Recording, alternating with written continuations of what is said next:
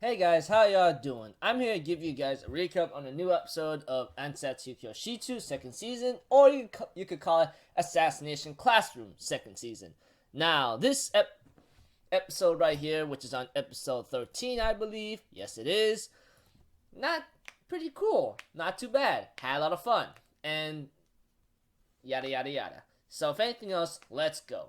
Okay, at the beginning of the episode, we have to it that Carl Sensei took a major blow with the first workbook, and apparently, yeah, he ends up, let me see, how am I supposed to put it, getting damaged. But when it came to the other workbooks, he took care of it like it was absolutely nothing, apparently. So I just go like, not too bad, Koro Sensei. Apparently, Koro Sensei did read all these books from what I understood or something after what he said. But what makes it funny is that he let one student borrow that math book like just that one time, That's about it. And yada yada yada. That's how it is. And throughout every other workbook came to the last workbook for Asano to do, and that is the one with the grenade apparently. So I just go like, well, isn't that supposed to be a fact? So we got to dive deep into the principal's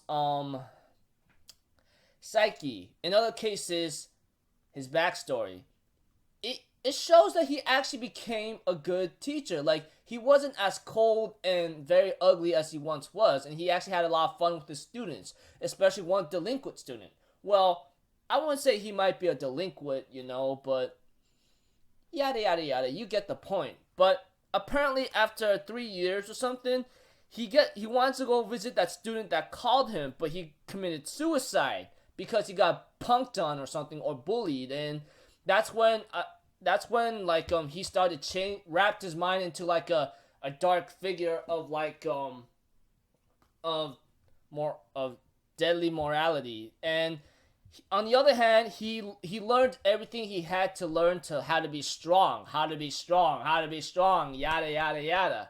But also he also techniqued his brainwashing skills on the people who killed his student, and therefore turned him into like pathetic ridiculous gambling suckers, So I just go like, wow, dude, this guy was over one student that died 3 years later. He taught him in cram school, which is at the same place that Kuro Sensei is teaching right now.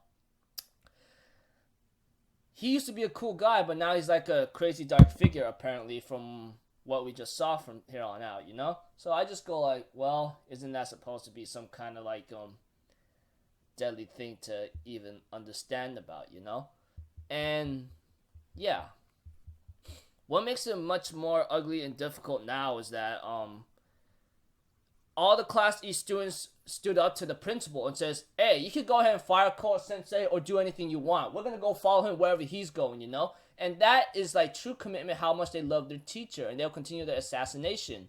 And therefore, Koro Sensei asked the principal, so, are you going to open the workbook and so forth?